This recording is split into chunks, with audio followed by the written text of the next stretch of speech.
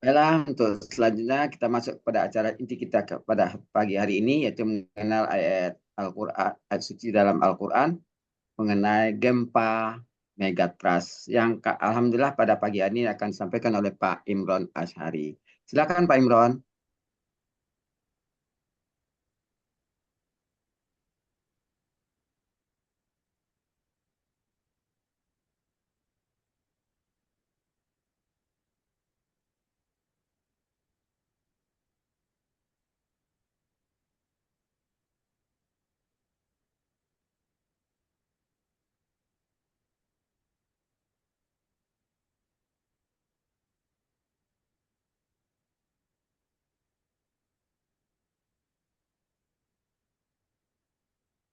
Apakah slide saya sudah kelihatan? Sudah kelihatan. Sudah, tapi Nah, belum udah kelihatan. slideshow.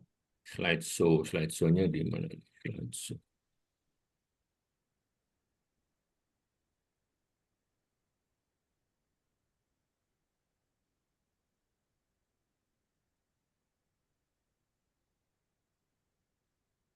Tapi jelas juga Pak Imron, walaupun tidak slideshow.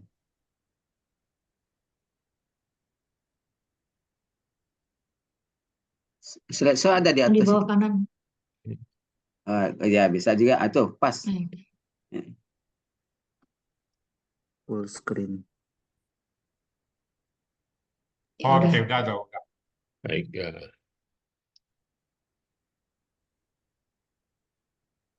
Baiklah, sebelum saya mulai, biasa saya akan bacakan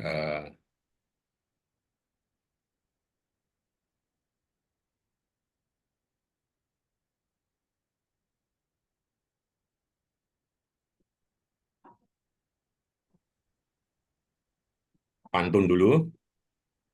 Biru laut seperti kolam, ikan paus pandai menyelam. Dari lubuk hati yang paling dalam, saya buka kajian dengan salam. Bismillahirrahmanirrahim. Assalamualaikum warahmatullahi wabarakatuh. Waalaikumsalam warahmatullahi wabarakatuh. Baiklah, pada pagi hari ini, insya Allah saya akan menyampaikan gempa Megatrust, seperti tadi ikhtisarnya sudah saya sampaikan.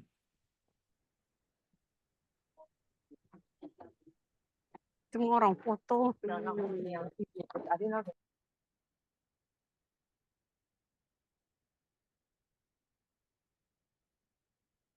Kok nggak bisa jalan ya?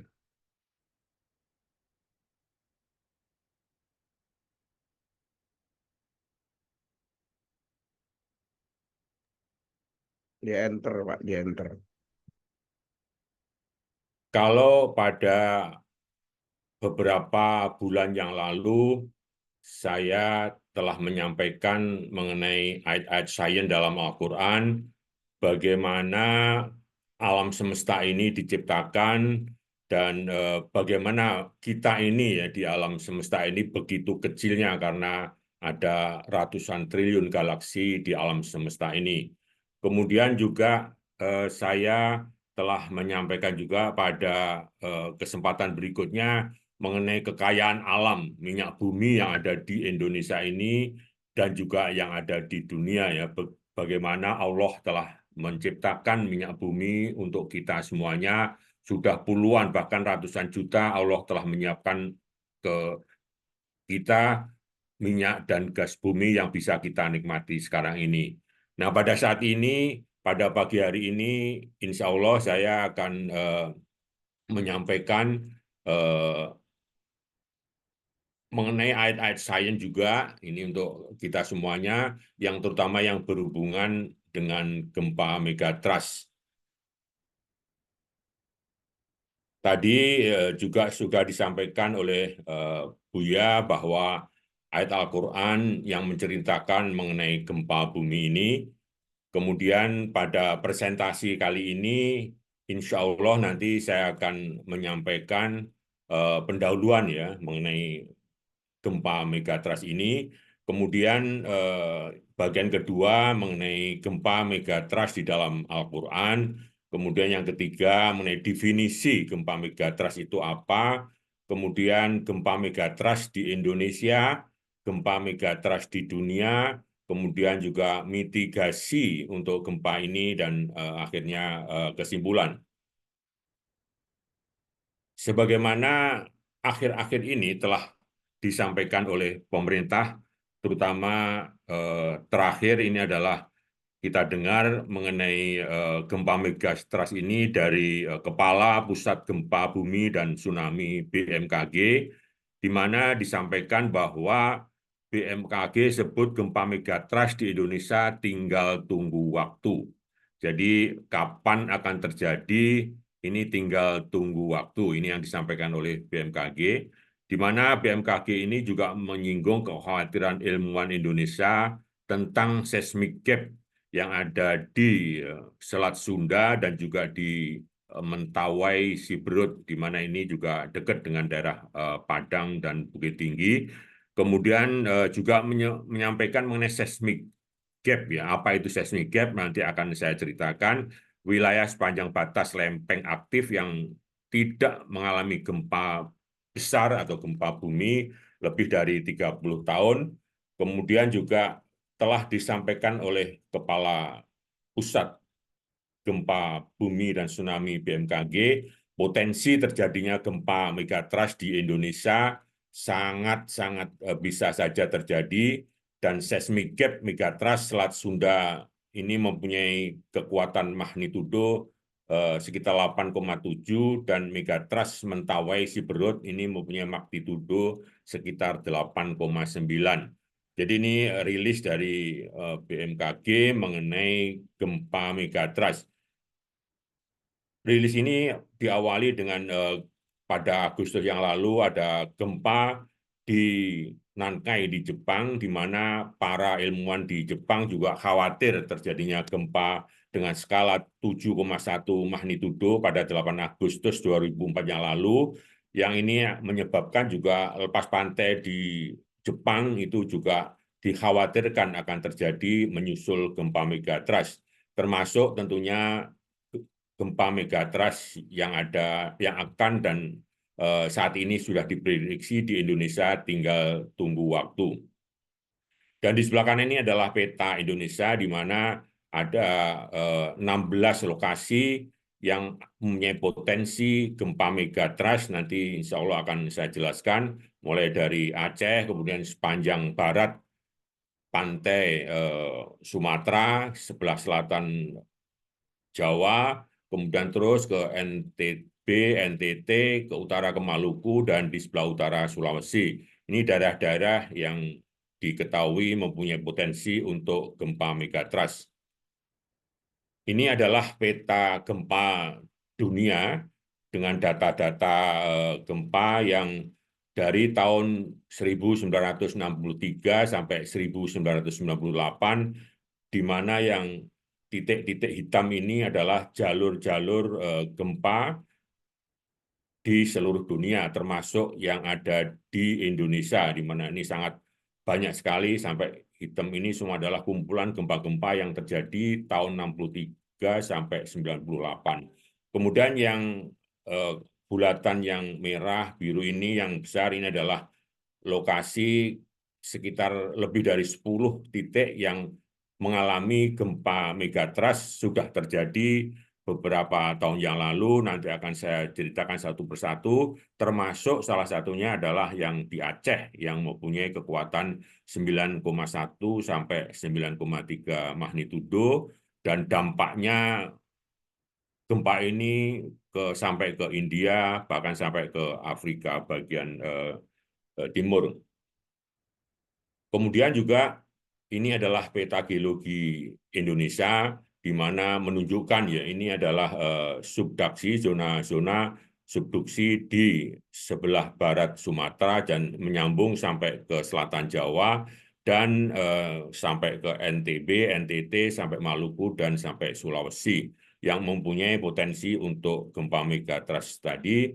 Juga batuan-batuan yang ada di Sumatera, Jawa, Kalimantan, Sulawesi, sampai ke Papua, di mana di samping adanya gempa-gempa di sepanjang jalur ini, juga Allah menyiapkan kepada kita kekayaan alam Indonesia yang sangat banyak sekali, termasuk minyak bumi di jalur dari Aceh di sebelah timur ini sampai ke selatan, kemudian di utara Jawa sampai onshore dan offshore, darat dan lautan, terus memanjang ke timur bahkan sampai ke Papua dan juga Sulawesi dan pantai di Selat Makassar ini banyak sekali kekayaan alam yang telah diciptakan oleh Allah untuk kita.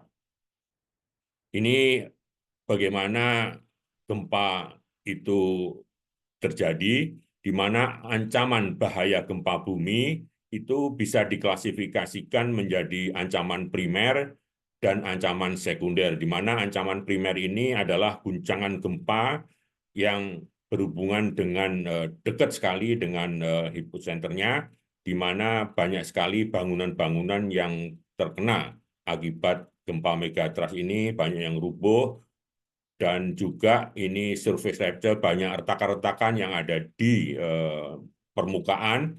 Di samping itu, ancaman sekunder itu juga bisa terjadi tsunami, seperti yang kita lihat di Indonesia, seperti di Aceh, dan juga tempat-tempat lain, di mana gempa megatrust ini menyebabkan adanya tsunami.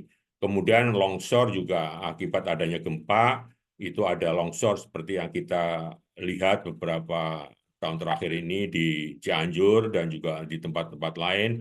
Juga di Palu itu terjadi likuifaksi, di mana ini adalah daerah yang banyak sekali pasir, dan pada saat gempa dengan dicampurnya pasir dan air itu terjadi pergerakan yang menyebabkan bangunan-bangunan di atas itu bergerak seperti kita lihat di Palu atau Donggala beberapa tahun yang lalu. Kemudian juga kebakaran, ini adalah ancaman sekundernya adalah kebakaran, di mana karena terjadinya gempa, maka ditinggalkan pada saat-saat masak itu, terutama ibu-ibu yang pada saat masak itu meninggalkan dapur, meninggalkan kompor yang sedang menyala, dan karena goyangan-goyangan ini kemungkinan akan menyebabkan kebakaran. Baik, itu bagian pertama pendahuluan yang mengenai bagaimana gempa trust itu terjadi. Nah, kemarin kita lihat ayat Al-Quran yang tadi juga sudah disampaikan Pak Ustadz. Beberapa ayat lagi yang perlu saya tunjukkan di sini adalah seperti di surat Al-Ankabut ayat 37. Fakadzabuhu wa humur rajfatu wa asbahu fi darihim jasimin. Mereka mendustakan ini pada saat Nabi Syuaib, kemudian maka mereka ditimpa gempa yang sangat dahsyat, lalu jadilah mereka mayat-mayat yang bergelimpangan di tempat-tempat tinggal mereka. Jadi ini adalah salah satu ayat yang menunjukkan bahwa di Al-Quran juga sudah disebutkan beberapa ayat mengenai gempa bumi yang besar ini. Kemudian juga di ayat berikutnya, di Al-A'raf ayat 78, fa'aghadat humuraj fatu fa'asbahu fi darihim jasimin. Maka gempa dahsyat menimpa mereka sehingga mereka menjadi mayat-mayat yang bergelimpangan di dalam reruntuhan tempat tinggal mereka. Kemudian juga di surat berikutnya, di Al-A'raf ayat 91, sama seperti tadi ini ulangan, fa'akhodat humuraj fatu fa'ahbaku fi darihim jasimin. Maka gempa dahsyat menimpa mereka sehingga mereka menjadi mayat-mayat yang bergelimpangan di dalam reruntuhan tempat tinggal mereka. Kemudian juga di ayat yang lain, juga di sini yang kuning ini juga falamma aqdat humuraj fatu, ini juga diceritakan juga mengenai peristiwa gempa ketika mereka ditimpa gempa bumi ini pada saat cerita mengenai Nabi Musa. Kemudian juga di ayat yang lain, di ayat Al-Ankabut ayat 40 juga disebutkan adanya peristiwa yang tadi disampaikan juga oleh Pak Ustadz mengenai di antara mereka ada yang kami timpakan kepadanya hujan batu kerikil, ada yang ditimpa suara keras yang mengguntur, ada yang kami benamkan ke dalam bumi, dan ada pula yang kami tenggelamkan. Allah sama sekali tidak hendak menzalimi mereka, akan tetapi merekalah yang menzalimi diri mereka sendiri. Ini beberapa ayat yang saya sampaikan di sini yang berhubungan dengan terjadinya gempa bumi. Baik, itu barangkali dua item yang sudah kami sampaikan. Apakah suara saya masih bisa didengar? Bisa, Pak Imam. Bisa. Alhamdulillah. Oke, Baik, kita oke. lanjutkan dengan apa itu definisi mengenai megatrust ya. Kita lihat bahwa gempa megatrust adalah jenis gempa bumi dengan skala yang sangat besar, dengan pusat gempa hiposentrumnya yang biasanya terletak pada kedalaman yang signifikan. Gempa megatrust disebabkan oleh proses subduksi di mana lempeng samudra yang lebih padat bergerak ke bawah lempeng benua yang lebih ringan ya. Nanti ilustrasinya seperti di dalam slide berikutnya. Ini adalah daerah-daerah di mana jalur sesar aktif. Ini peta gempa tahun 2017 ya, mulai dari Aceh, utara Aceh, kemudian di sebelah barat Sumatera, kemudian ini di sebelah selatan Jawa, memanjang ya, tadi sudah saya sebutkan, sampai ke NTB, NTT, Maluku, dan juga sebelah utara Sulawesi.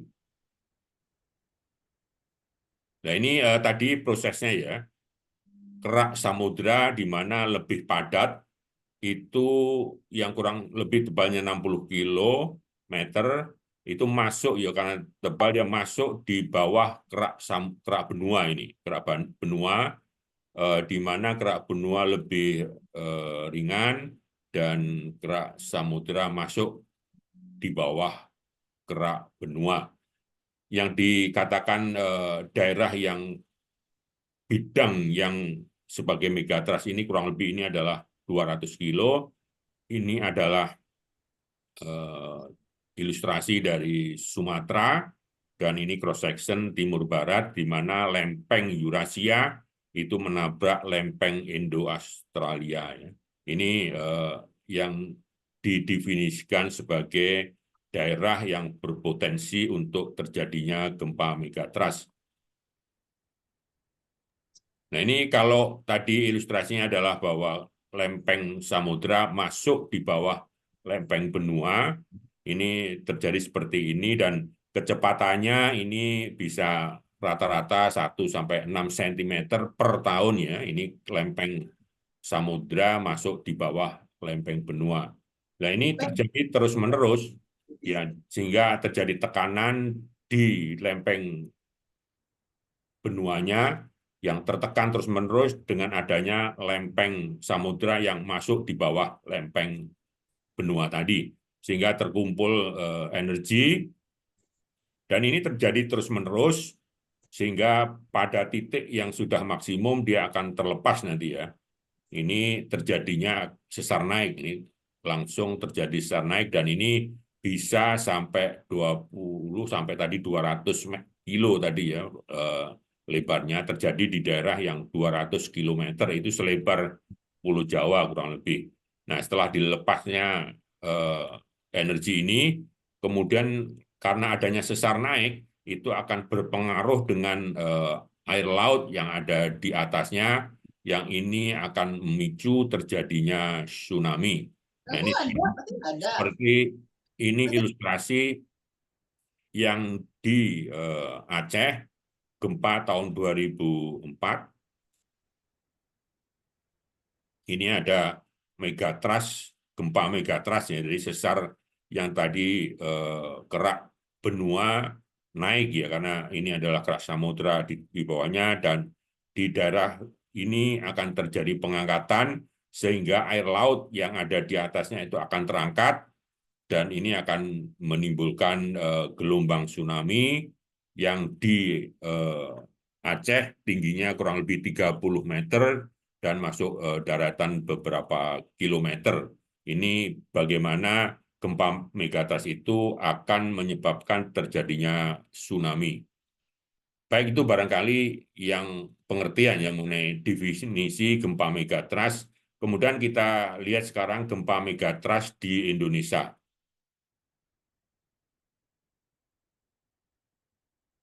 Seperti disampaikan oleh Badan Meteorologi, Klimatologi, dan Geofisika, telah mengeluarkan peringatan tentang potensi gempa megatrust di Indonesia.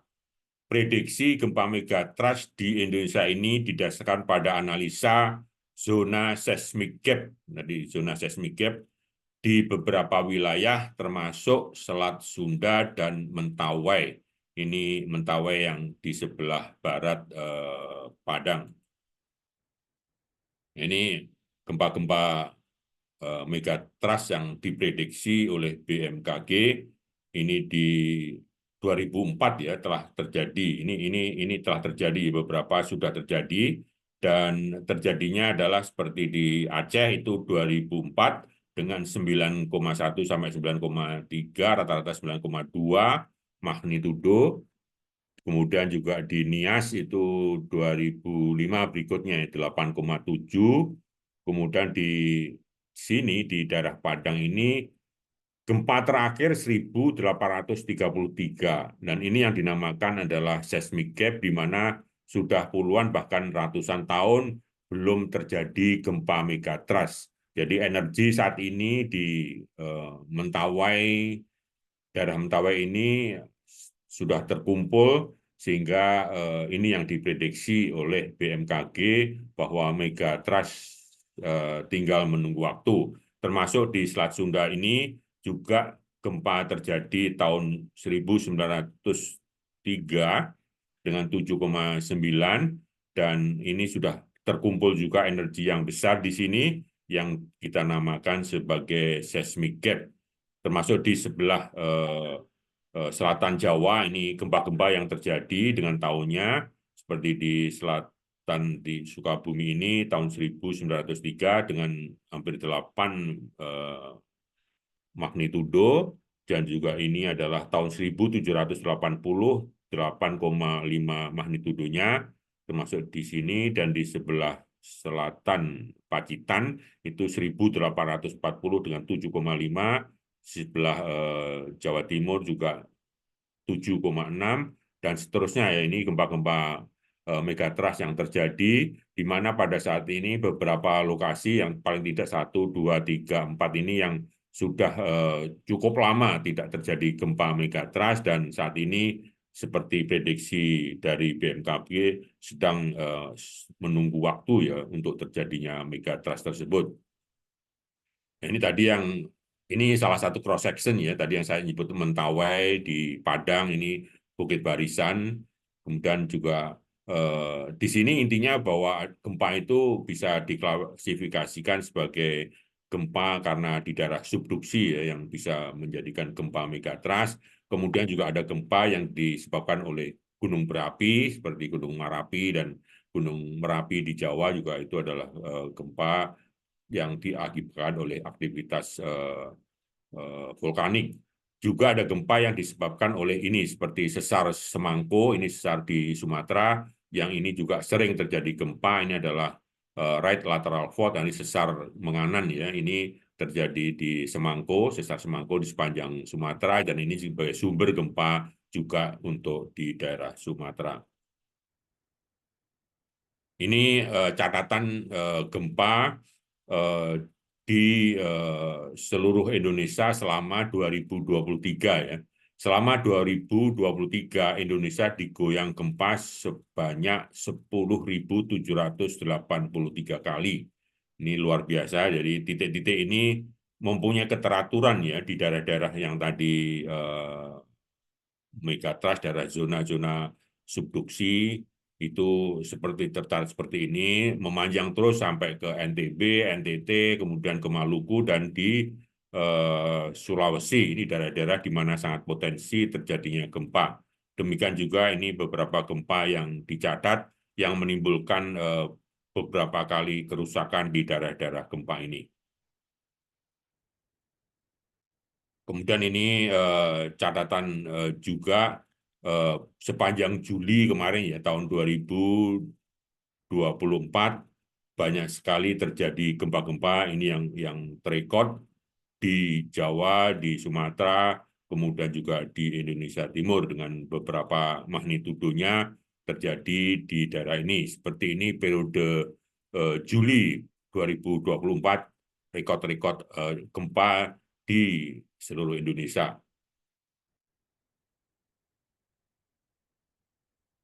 Ini beberapa bulan, mungkin 2 bulan terakhir ini ya, saya juga rekod bahwa gempa-gempa terjadi sepanjang barat Pulau Sumatera, di daerah zona-zona subduksi ini, kemudian juga di sebelah selatan Jawa, terus ke timur sampai ke Maluku, dan juga di daerah Sulawesi banyak sekali gempa.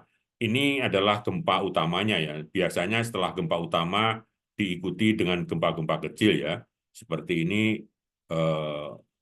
Kenapa sampai Jawa, kemudian Sumatera itu sering terjadi gempa ini karena Indonesia ini terletak di antara 3 lempeng utama, di mana lempeng Samudra Indo-Australia ini bergerak ke utara ke arah 6,8 cm per tahun rata-rata ya, ini bergerak ke utara. Kemudian di sini yang di selatan Jawa dari Australia juga bergerak ke utara. Ini lempeng benua Australia ya, ini terus bergerak ke utara dengan kecepatan sekitar 7,5 cm per tahun.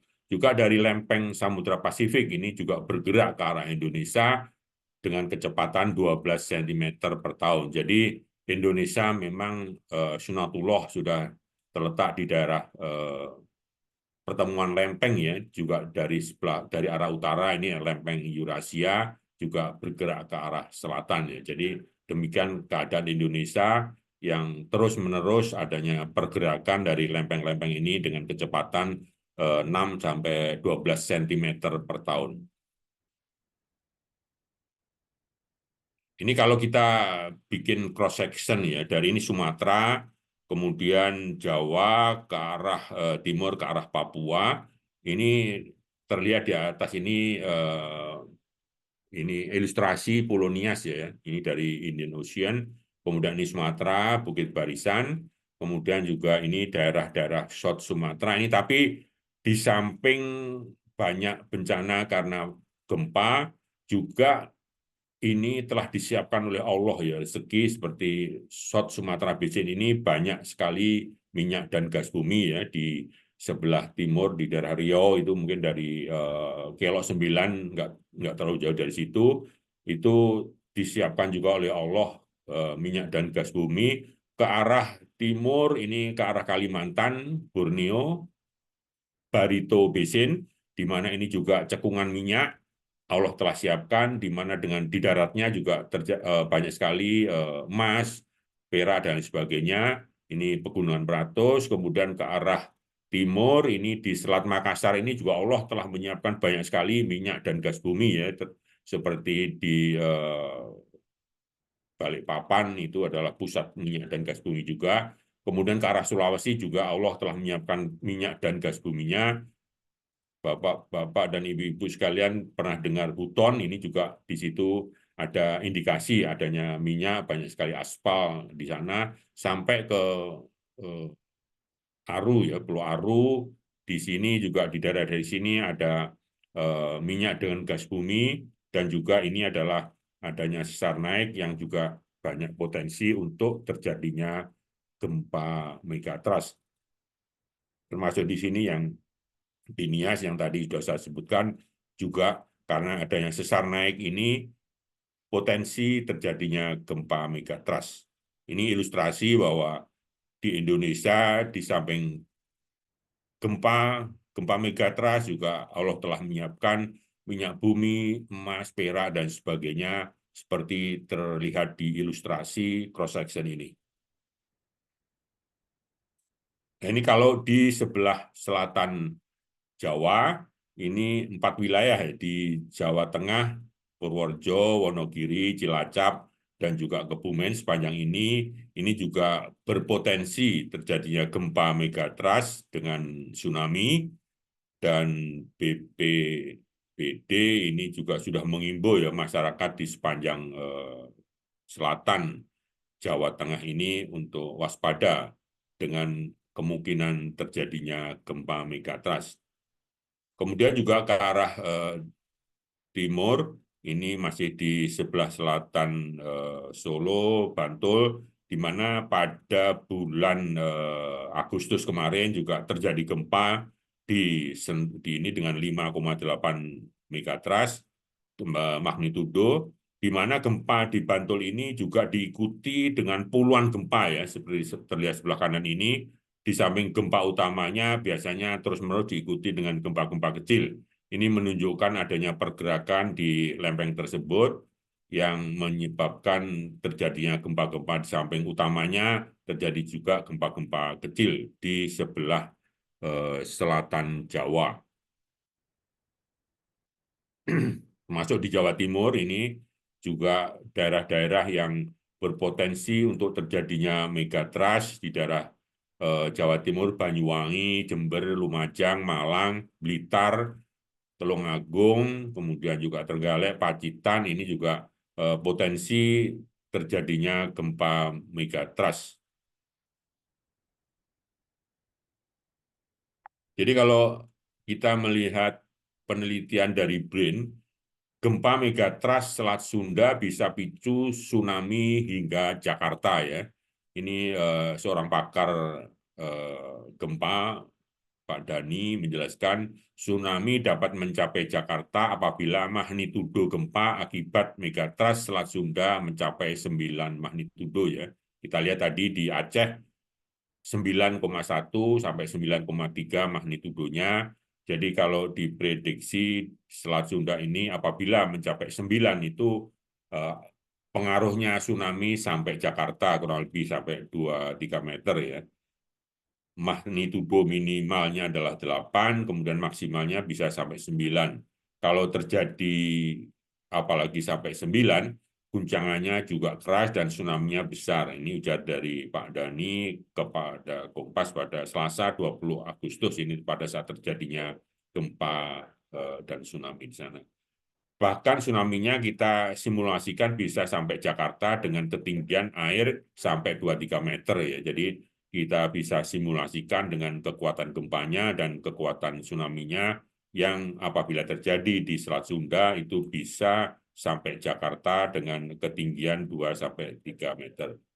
Nah ini simulasinya. Kalau terjadi gempa di sini, ini bagaimana bisa sampai daerah utara ini ya, di Jakarta ya, pergerakan daripada tsunami tersebut, pengaruhnya terutama yang banyak berpengaruh adalah di pantai selatan, Jawa Barat, ini tsunami sangat relatif besar, kemudian makin mengecil ke arah utara sampai ke Jakarta. Di sini bisa sampai 30 meter ya, tadi seperti di Aceh apabila magnitudonya lebih dari 9 itu bisa sampai 30 meter ketinggian daripada gelombang tsunami-nya.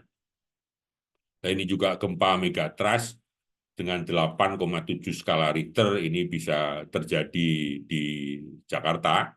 Itu karena kalau kita melihat histori daripada gempa di Indonesia, tahun 1699 terjadi gempa di Jakarta, kemudian tahun 1757 terjadi juga gempa di Jakarta, 1880 juga terjadi, dan 1834 juga terjadi gempa besar di Jakarta.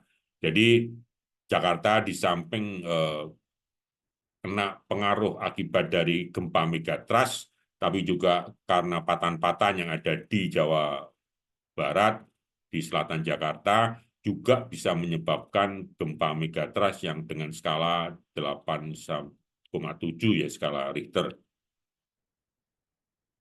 Jadi, nah ini gempa Cianjur yang mungkin tahun lalu ya, atau bertahun yang lalu itu akibat dari sesar Cimandiri, sesar di sebelah selatan dari Jakarta, memanjang sampai Cianjur, sampai Bandung itu, dan juga sesar Baribis, ini yang menyebabkan gempa-gempa yang kemarin juga bulan lalu di Bandung terjadi gempa, ini adalah akibat daripada sesar-sesar yang ada di atau patahan-patahan yang ada di darat ini.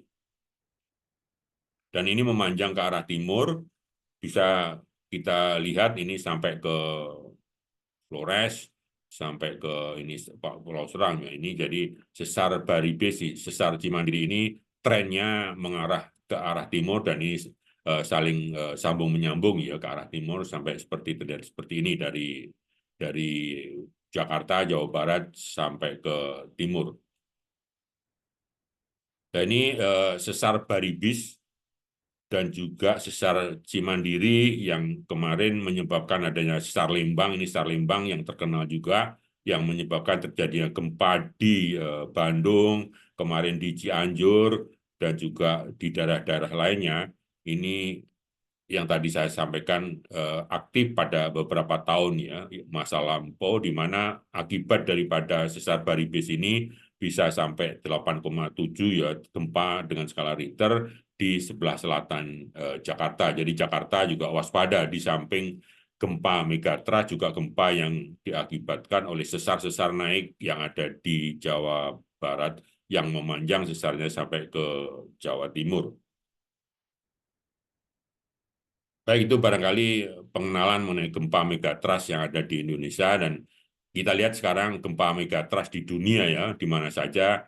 Tadi saya sudah menyampaikan bahwa ini daerah-daerah yang pernah terjadi gempa megatrust dengan skala 8 sampai 9,5 ya magnitudonya, yang ada di sebelah barat dari Amerika Selatan, kemudian juga ini di Alaska, ini di Middle East, kemudian di daerah-daerah yang Indonesia ya, tadi ini termasuk Aceh, kemudian Nias, dan di daerah selatan Jawa ini termasuk gempa-gempa yang megatrust yang pernah terjadi di seluruh dunia, termasuk di dalamnya adalah Indonesia. Nah, ini bagaimana detailnya kalau kita melihat di tengah samudra ini ada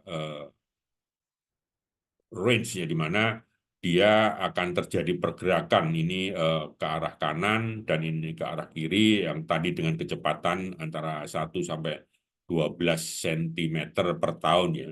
Pergerakan dari ini menyebabkan lempeng samudra ini bisa masuk di bawah lempeng benua, dan ini yang menyebabkan terjadinya gempa megatrust di sini, dan juga tadi gempa vulkanik, juga gempa-gempa yang daratan ya, seperti misalkan yang terjadi di sesar Semangko yang ada di Sumatera.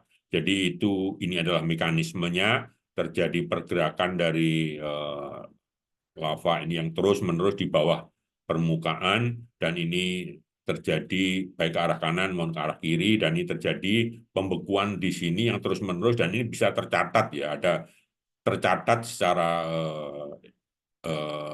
dengan cara-cara yang ada. Ini pergerakan ke kanan dan ke kiri ini bisa diukur umurnya ya, di sebelah kanan, di sebelah kiri adalah umurnya sama, terus bergerak ini jutaan bahkan ratusan ya tahun yang lalu ini sudah mulai terjadi.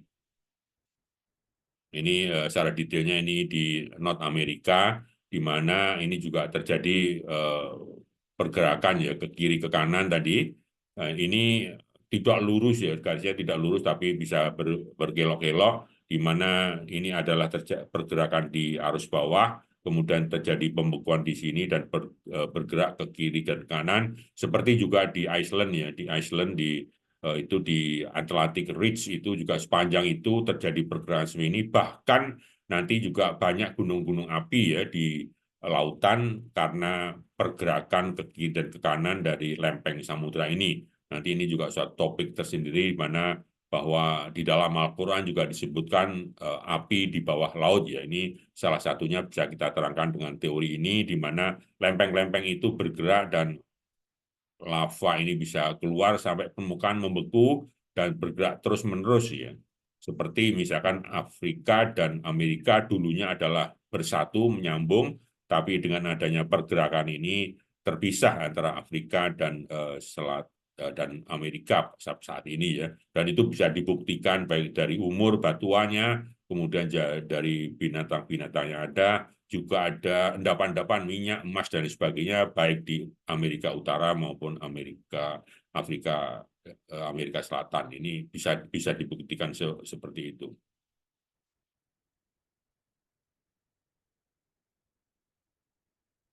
Nah, itu barangkali 10 gempa megatrust yang ini bisa kita lihat. Tadi saya sampaikan di peta ada 10 megatrust. Tahun 60 terjadi di Chili. Mungkin kita lihat satu persatu dari 10 ini. Ini gempa di Chili tahun 1960, di mana magnitudonya sampai 9,5 ya, pada skala Richter, terjadi 22 Mei tahun 1960 ya. Gempa ini juga menjadi pengingat kita ya bahwa kekuatan dahsyat alam dan pentingnya penelitian serta kesiapsiagaan dalam menghadapi gempa megatrust. Korban jiwa dari bencana ini diperkirakan 1.000 sampai 6.000 orang. Ini lokasinya, ini Amerika Selatan, di mana terjadi di sini ada pergerakan dari lempeng samudra dan juga lempeng benua, sehingga terjadi gempa megatrust di sini yang tadi besarnya 9,5 magnitudo. Kemudian di gempa samudra ini, ada Samudra India ini adalah ke Aceh ya, di internasional sebagai gempa samudra, di mana gempa ini di Aceh, Sumatera Utara dengan magnitudo 9,1 ya, sekitar 9,1 sampai 9,3 megatrust yang terjadi pada 26 Desember 2004. Mungkin kita semuanya masih ingat semua ya bagaimana kejadian megatrust yang diikuti dengan tsunami di Aceh pada saat itu, yang memicu tsunami besar mendatangkan malapetaka di 14 negara ya, nanti kita sebutkan, di mana bencana ini mengakibatkan hilangnya 230.000 jiwa ya, yang menjadikan salah satu bencana alam paling mematikan dalam sejarah peristiwa. Dalam sejarah peristiwa ini juga mendorong pengembangan sistem ya, peringatan dini tsunami di Samudra Hindia untuk mengurangi risiko bencana di masa depan. Kemudian juga ini ilustrasi di gempa Aceh, nanti akan saya tunjukkan khusus untuk gempa Aceh. Ini di Jepang tahun 2011 juga terjadi gempa di mana besarnya 9,1 magnitudo, ini sama dengan Aceh ya, di mana gempa ini juga diikuti dengan tsunami menyebabkan bencana nuklir ya, Fukushima Daiichi, yang sekitar 15.900-an orang meninggal, dengan ribuan lainnya luka-luka dan hilang ya, meninggalkan dampak yang berkepanjangan di Jepang juga. Kemudian juga ini adalah salah satu foto yang menunjukkan akibat daripada gempa di Jepang tadi. Kemudian juga di Alaska, ini tahun 1964 di Amerika Utara, di mana terjadi magnitudonya 9,2 pada 27 Maret 1964 yang menyebabkan kematian 131. Ini karena gempa itu yang meninggal ini tergantung pada daerahnya ya, apabila dekat dengan perumahan, daerah pabrik-pabrik dan sebagainya itu akan banyak seperti di Aceh. Tapi kalau daerah itu masih terbuka ya seperti di Alaska itu relatif sedikit korbannya. Kemudian juga gempa di Rusia ini dengan magnitudo 9 dan terjadi pada tahun 52. Ini juga diikuti tsunami ya, yang tsunami-nya sampai ke Hawaii. Ini gambaran di Rusia, tsunami-nya gelombangnya sampai juga ke Indonesia dan juga sampai ke Australia dan ke barat sampai ke Hawaii tadi. Kemudian juga di Chili tahun 2010 dengan 8,8, 525 jiwa korbannya. Kemudian juga gempa di Ekuador, Kolombia, ini magnitudonya 8,8 tahun 1906 dan korbannya antara 500 sampai 1.500 orang. Kemudian bisa kita lihat juga gempa Nias ya, ini Sumatera, ini daerah kita, ini termasuk klasifikasi gempa ya, skala dunia juga tahun 2005, ini setelah Aceh dengan magnitudonya 8,6, juga korbannya 1.000 tewas di Pulau Nias dan sekitar 200 di Gunung Sitoli ya, ini menyebabkan sekitar 100 orang meninggal. Itu gempa yang ada di Nias, nggak jauh dari gempa Aceh di utaranya ya. Ini lokasinya Nias, ini daerah ini yang menyebabkan tadi magnitudo 8 lebih tadi ya, 8,6, dan ini Aceh ya yang menyebabkan 230 jiwa meninggal di Aceh ini. Nah, ini gempa Sumatera lainnya yaitu 2012 magnitudo 8,6. Ini juga cukup relatif besar ya. Ini nggak jauh dari Padang juga. Nah, ini Arika, ini gempa bumi di Chili dengan magnitudonya 8,5 dan 9 ya. Ini cukup besar. Tahun 1868 dengan korban jiwanya 25.000 yang hilang. Ini kalau kita lihat di Indonesia, 5 kejadian gempa bumi terbesar di Indonesia, ini Aceh ini yang nomor 1 ya tadi dengan 9,3 magnitudonya. Kemudian Sumatera tadi yang Nias ini juga termasuk yang besar dan diikuti dengan Maluku, Padang waktu itu 2009, juga Palu Donggala yang belum lama ya 2008 yang lalu 7,4 yang menimbulkan tsunami juga. Itu 5 gempa terbesar di Indonesia dan menempatkan Aceh nomor 1 ya. Sekarang kita lihat Aceh ya mungkin supaya semuanya masih teringat di mana ini adalah Aceh yang terjadi gempa pada 2004, 26 Desember, dan dampak daripada ini karena cukup besar, gelombangnya sampai ke Vietnam, sampai ke Thailand, sampai ke India, bahkan sampai ke bagian timur dari Afrika ini, Madagaskar ini juga terpengaruh terkena dampaknya ya. Kita lihat sekarang bagaimana dampak daripada gempa yang ada di Aceh itu. Nah ini kalau kita lihat ya ini seperti ini terjadinya, tadi udah ilustrasinya beberapa sudah menunjukkan ini di sebelah barat Aceh terjadi sesar naik.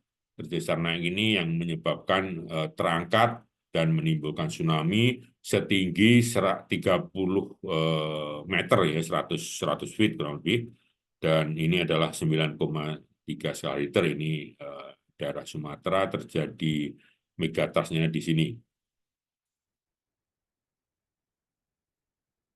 Ini akibat daripada gelombang tsunami yang pada tahun 2004 ini, dan ini Aceh ya, ini Sumatera, Aceh, dan ini gelombangnya seperti ini ya.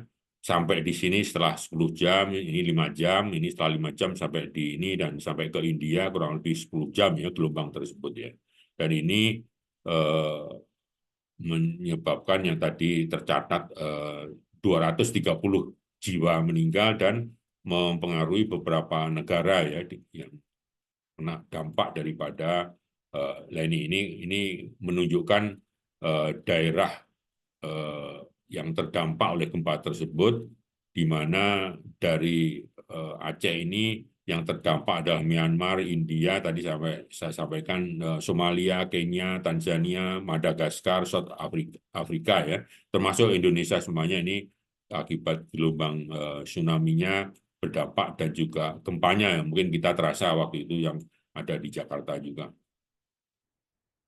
Ini bagaimana di Thailand ya, di Patong Beach, di mana tsunami sampai sana dan menyebabkan juga dari gempa Aceh itu di daerah Thailand ini. Kemudian ini di daerah Banda Aceh sendiri, ini Masjid Baitur Rahim yang tetap berdiri walaupun di sekitarnya semuanya hancur ya akibat tsunami Aceh 2004. Ini provinsi di Thailand ya yang terkena dampak tsunami Aceh, yang di sepanjang pantai barat di Thailand ini terdampak ya seperti ini gambarnya di tahun 2004. Kemudian juga kalau kita lihat sini, ini pantai-pantai di Thailand ya yang terkena dampak tsunami. Di sini saja tingginya masih 10 meter ya. Tadi di Aceh sekitar 30 meter, terus bergerak ke arah barat, dan di Thailand itu masih sekitar 10 meter tinggi daripada gelombang tsunami-nya. Ini di Sri Lanka ya, seperti ini dampak dari tsunami Aceh. Ini di Vietnam misalnya. Vietnam dampaknya seperti ini di kota-kota di sekitar sana. Ini di sana juga ada kapal yang sampai terdampar di ini ya, akibat daripada tsunami tadi, yang tingginya mungkin sekitar 10 meter, tapi kapal seperti ini bisa terangkat sampai di daratan ya. Ini negara-negara yang tadi saya sebutkan, ini kerusakannya parah ya di Indonesia dan juga sampai Thailand, tadi foto-fotonya ada. Tapi kalau yang di Afrika itu relatif lebih kecil, tapi banyak sekali warga-warga yang hilang ya, dilaporkan hilang, di mana korban tsunami Aceh ini tadi 230 ya, sampai lebih dari 230 dengan ketinggian 30 meter. Ini berdasarkan catatan di PBB. Ini negara-negara yang terdampak ya, di mana warga negaranya tewas, termasuk yang tercatat di sini banyak sekali korban-korban jiwa yang yang kena di negara-negara tersebut. Nah, ini di sisa-sisa di Sumatera ya, ini setelah kejadian 26 ini tanggal 2 Januarinya 2005 ya. Foto ini diambil oleh helikopter dari USS Abraham Lincoln yang sedang mengirim bantuan ke Aceh ya, menyebabkan dampak seperti ini. Ini juga foto di sana. Ini tim dari Amerika yang sedang ada di daerah bencana waktu itu, termasuk ini adalah pilot helikopter ya dari Amerika yang ngedrop bantuan ke Aceh saat itu. Tapi kalau kita lihat bahwa tadi banyak bencana di sepanjang jalur ini, tapi juga Allah menyiapkan kepada kita itu adalah minyak dan gas bumi ya. Seperti ini kita lihat, ini basin di Sumatera Utara, cekungan di Sumatera, ini daerah Padang, di sana kan ada daerah Riau, ini lapangan-lapangan terbesar, lapangan minyak dan gas itu ditemukan di sini, termasuk sepanjang ke arah timur, Jawa Timur, Jawa Tengah, Sulawesi, Kalimantan, sampai Papua ya, ini telah diciptakan Allah ya. Di samping kita banyak musibah karena gempa, tapi ini juga disiapkan oleh Allah minyak dan gas bumi yang relatif besar cadangannya. Baik, itu barangkali catatan-catatan mengenai gempa megatrust di dunia, dan secara sedikit mitigasi ya, bahwa kunci daripada ini adalah untuk mengurangi risiko ya, risiko daripada gempa megatrust ini, di mana 10 gempa megatrust yang saya ceritakan di atas tadi menunjukkan kekuatan alam yang luar biasa ya, dan dampaknya mendalam yang dapat ditimbulkan oleh peristiwa semacam itu pada kehidupan manusia dan juga infrastruktur. Memahami gempa bumi megatrust termasuk mekanisme terjadinya dampaknya yang beragam dan juga upaya mitigasi yang dilakukan sangat penting untuk melindungi diri dan juga gempa bumi dan juga mempersiapkan diri ya untuk mitigasi terhadap akibat daripada aktivitas gempa tadi. Kemudian juga saat ini penelitian gempa bumi ini dan pengembangannya, teknologi terus dilakukan oleh mungkin yang di Indonesia ada BMKG dan juga BRIN ya, Badan Riset dan Inovasi Nasional. Itu data-data ini juga banyak kita ambil dari BMKG dan juga dari BRIN yang terus-menerus melakukan penelitian dan juga meningkatkan kemampuan dalam memprediksi dan merespon gempa megatrust serta mitigasi risiko bencana gempa bumi dengan tujuan melindungi masyarakat dan membangun ketahanan terhadap bencana alam. Upaya-upaya ini termasuk pengembangan sistem peringatan dini, perbaikan desain dan konstruksi bangunan tahan gempa, serta edukasi masyarakat bagaimana melindungi jiwa supaya tidak terdampak oleh tsunami tersebut. Tadi saya sampaikan bahwa kalau terjadi ancaman daripada megatrust itu bisa ancaman primer di mana di daerah-daerah yang dekat dengan sumbernya itu banyak sekali gedung-gedung yang rubuh, yang runtuh, dan juga di permukaannya banyak terjadi retakan-retakan ya. Kalau kita lihat di daerah-daerah bencana itu selalu ada ini. Kemudian ancaman sekundernya tadi kita lihat ada tsunami, bisa kita lihat longsor, ini banyak sekali korban. Justru ya waktu di Cianjur, gempa Cianjur itu korban banyak yang terjadi akibat longsor ya. Pergerakan bumi, pergerakan tanah itu menyebabkan daerah-daerah ketinggian longsor, dan juga beberapa kali ada likuifaksi seperti di Palu, dan juga kebakaran yang terjadi akibat ditinggalkannya kompor-kompor yang menyala pada saat gempa besar. Nah, ini bagaimana komunikasi risiko megatrust ya, ini pada Dr. Nuraini, ini ahli gempa di BRIN, di mana dia sebagai tim ya untuk meneliti seperti apa yang saya katakan tadi, juga mengkomunikasikan ya ke masyarakat mengenai bagaimana menghadapi risiko daripada gempa megatrust. Itu selalu terus-menerus dilakukan oleh BMKG dan juga oleh BRIN. Jadi alur mitigasi bencana ini untuk mengurangi risiko-risiko dari akibat gempa itu bisa pada saat pra bencana, sebelum terjadinya bencana, itu bisa dilakukan dengan sosialisasi. Kemudian juga saat bencana itu harus turun ke lapangan, juga setelah pasca bencana ini mendata, mengkaji dampak bencana, merencanakan perbaikan-perbaikan dan sebagainya, dengan juga evaluasi ya, melakukan upaya mitigasi bencana dalam rangka pemulihan, build back better ya, safer dan sustainable. Melakukan review dokumen perencanaan dan juga melakukan monitoring ya terhadap apa yang sudah dan sedang dilakukan. Itu bagian dari kegiatan yang dilakukan oleh BRIN dan juga BMKG ya. Dan juga ini membangun bagaimana dengan masyarakat di daerah-daerah bencana ya.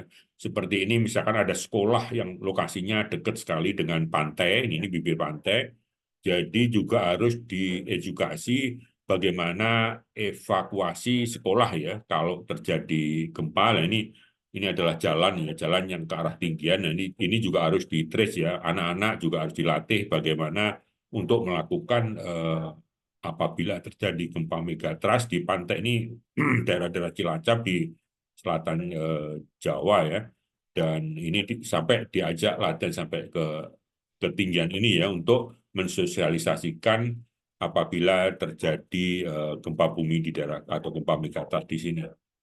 Dan ini juga di pantai selatan ya, di mana banyak sekali sekolah-sekolah di sini yang lokasinya dekat sekali dengan pantai selatan, di mana ini adalah potensi juga terancam risiko daripada bahaya gempa megatrust. Dan ini sosialisasi, kemudian penjelasan misalnya saat ini sudah dan sedang dilakukan oleh BMKG maupun dari BRIN ya, yang meneliti dan juga mensosialisasikan ke daerah-daerah yang kena dampak kemungkinan potensi daripada gempa megatrust.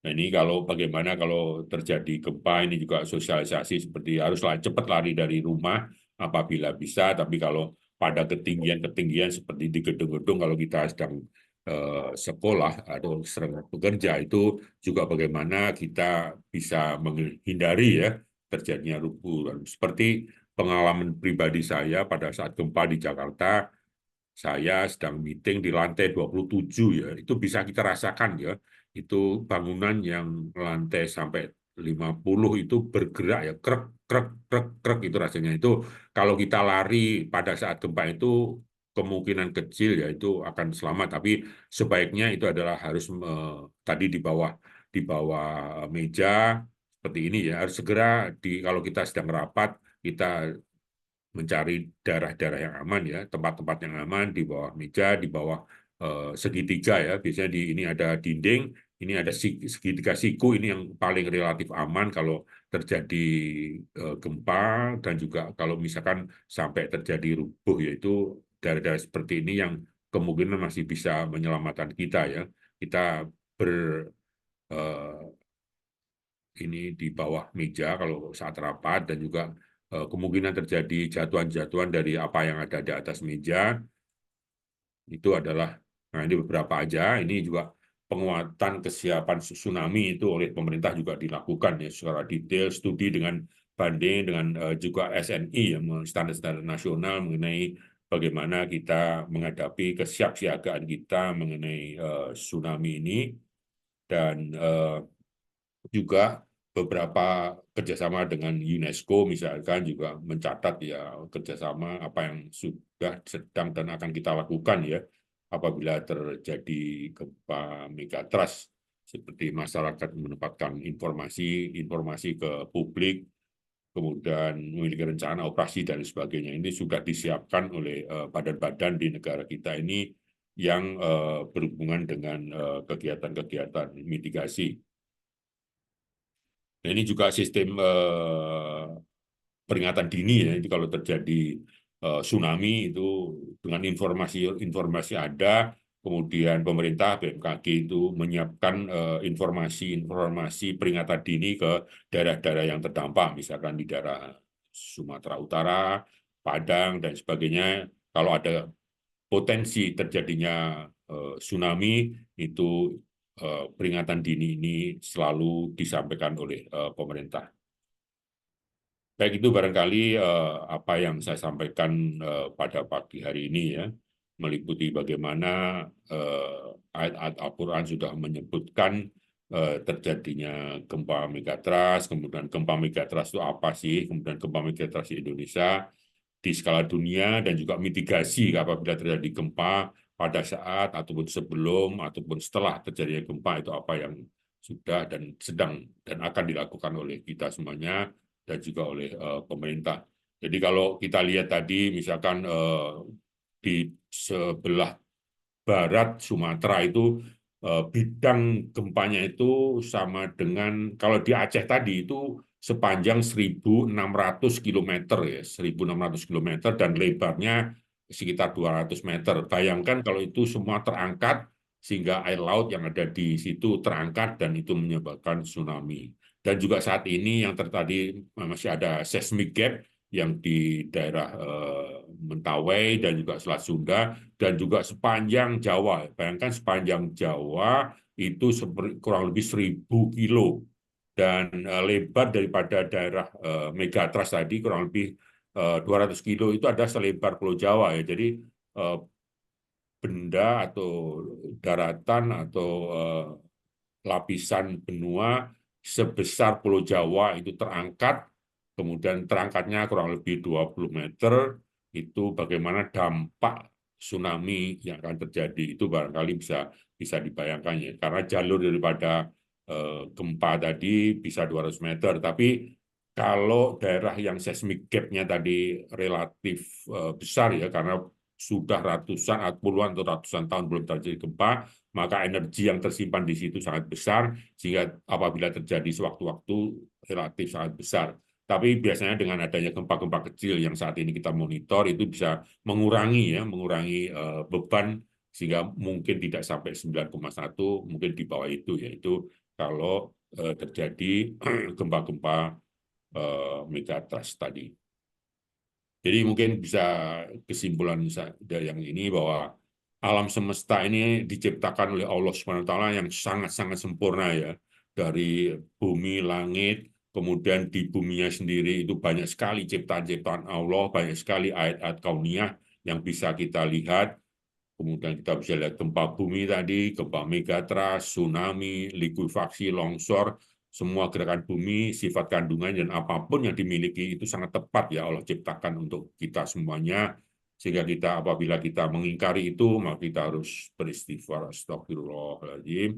Kalau kita melihat kebesaran-kebesaran Allah, kita harus mensyukuri, Masya Allah, Subhanahu wa Ta'ala, dan baca Alhamdulillah, dan kita lihat bahwa ciptaan Allah semuanya sangat-sangat luar biasa.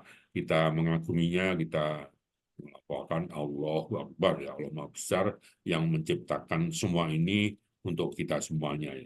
Kita lihat tadi juga ada 16 wilayah Indonesia yang sangat berpotensi terjadinya gempa megatrust, dan upaya mitigasi saat ini yang dilakukan sangat penting ya untuk melindungi diri dan juga gempa bumi dan mempersiapkan diri menghadapi aktivitas seismik di masa depan. Itu barangkali beberapa yang bisa kita simpulkan, dan saya akhiri presentasi saya dengan biasa baca pantun. Gempa besar segeralah tiarap, secara pelan berjalan melata. Memang gempa tidak kita harap, kondisi alam yang menghukum kita. Di kala malam waktu sepi, ketika masyarakat tidur nistapa, itulah daerah cincin api, daerah besar rawan gempa. Menjual barang pernak-pernik, penjualnya gadis pakai kerudung. Gempa terjadi, janganlah panik, segera lari, juga cari tempat berlindung. Pantai Padang indah rupawan, tak puas mata memandang, siap sedia bekal dan makanan, dibawa mengungsi di tas sandang. Burung pipit terbang ke awan, burung merpati terbang ke angkasa. Gempa bumi harus dihindarkan, kalau tidak mau kena bahaya. Pergi ke warung beli minyak bumi beli sendiri. Jika terjadi gempa bumi, cepat lari, selamatkan diri. Baiklah, itu barangkali apa yang saya sampaikan. Terima kasih. Kalau ada kebenaran semuanya dari Allah, kalau ada kesalahan itu dari diri saya. Terima kasih. Wabillahi taufiq wal hidayah. Wassalamualaikum warahmatullahi wabarakatuh. Waalaikumsalam. Waalaikumsalam warahmatullahi